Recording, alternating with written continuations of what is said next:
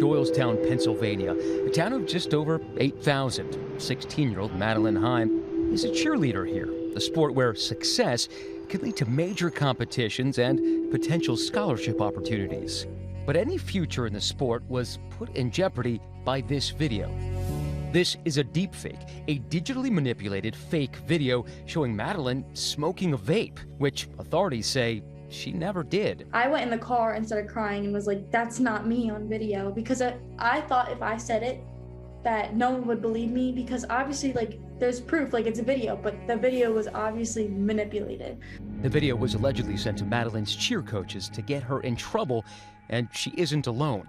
Two of her cheerleading teammates were also victims of deepfake photos and videos that make the three girls appear to be naked, drinking, and smoking. All of them sent to their cheer coaches. I just knew it wasn't real because I don't do that. It was hard because we didn't know who it was and who was doing this to me, and that's probably what scared me the most. The alleged suspect behind it all, according to this criminal complaint, is a cheerleader's rival mom from Madeline's cheerleading squad, Rafaela Ainella, who was charged with 3 counts of cyber harassment of a child and 3 counts of harassment. Ainella has denied all of the charges. The essence of it was to knock them down, to make them appear that they were not law-abiding, that they were, that their morals were corrupted.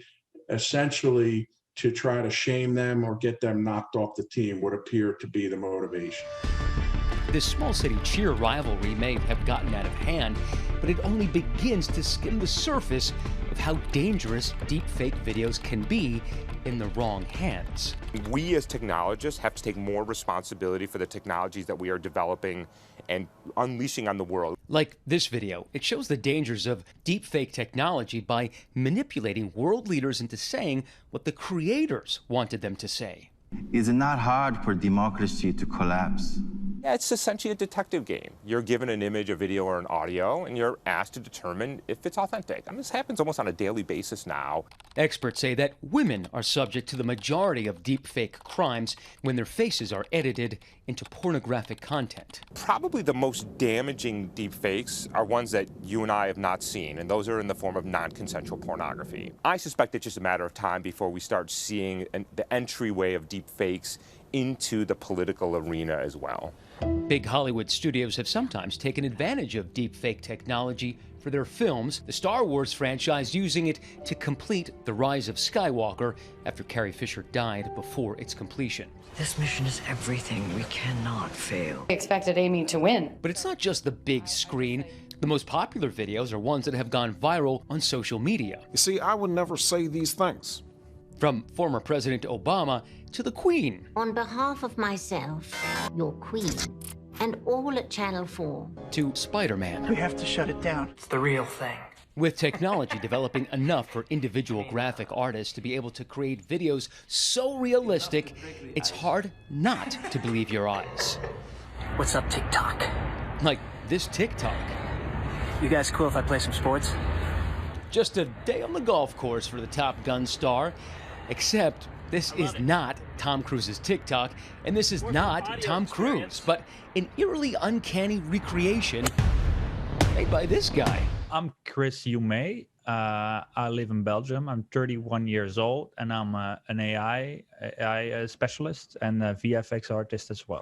His videos of not Tom Cruise have been viewed millions of times online. We made these silly videos where it looked like Tom doing these silly things. He was doing a magic trick. He was playing golf, eating a lollipop. And somehow people really enjoyed those, and they went viral all over the world. To create something like this, it's not easy. Because on one hand, you need a professional actor, and on the other hand, you have me. I'm a deepfake specialist. I've been doing VFX for years. This is a 5-second impression But this? of a snapping turtle coming out of its shell. This is on an entirely different level. People are always scared for technology, and we have to learn how to handle this stuff. We have to learn how to find confirmed sources to make sure the authenticity of those videos are that it's real. In Los Angeles, I meet Hao Li, punk rock on the outside, hardcore tech guru on the inside. Maybe do a pose on the screen. And an expert in the art of deepfake technology. Basically, deepfakes, which is creating avatars, right, has been around for a while. The technology of deepfakes is not absolutely new. So deepfakes came out around late 2017, but the idea or the task of creating a digital human has existed in visual effects for a while. It's really the technology behind has become mature so that it's possible for any person to create these kind of content. Some faces. Hao has been considered one of the best deepfake artists in the world. What are the positive applications of a deepfake type thing?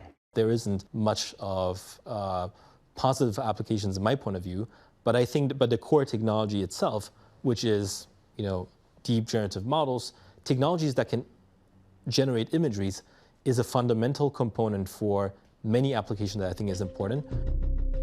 But the message sometimes needs to be seen, to be heard. At his artificial intelligence startup, Pinscreen, Hao and his team have put together high-level technology that creates deepfakes in real time.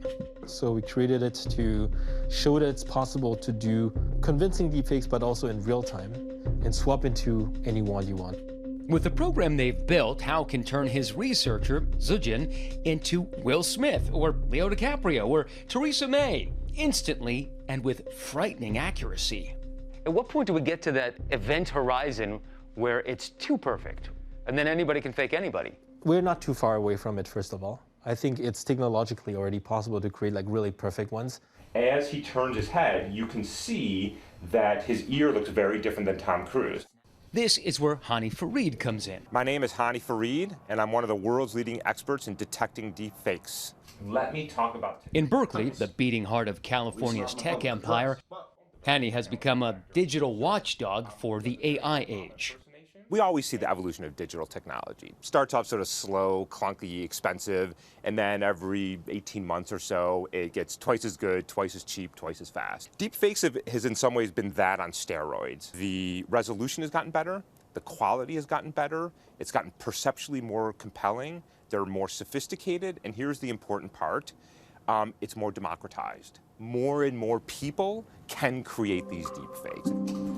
In order to keep ahead, Hani develops innovative techniques to stay one step in front of the fakes. A cyber Sherlock Holmes, if you will, gumshoeing his way through the internet. When we talk, our mandible, the jawbone here, is connected to the ear. And so when I talk, you can actually see movement in my ear. We look at behavioral patterns, how you move your head when you speak, how I raise my eyebrows when I want to emphasize something. So we tend to look at things that unfold over time. But look, a year from now, is Hao going to be better at synthesizing full-blown video sequences versus images? Probably. Okay, well, we'll have to move on to the next thing and the next thing and the next thing. So it's always a moving target. There's a blue box. It's a high-level game of cat and mouse played with our very identities. But in today's world, where technology once reserved to the few is available now to the many, experts like Hao and Hani can't keep their eyes shut for too long. What's your nightmare scenario for a deepfake? I think I'll be really creeped out if one day I have a Zoom meeting and suddenly someone turned out to be not the person I'm talking to, and I'm completely fooled.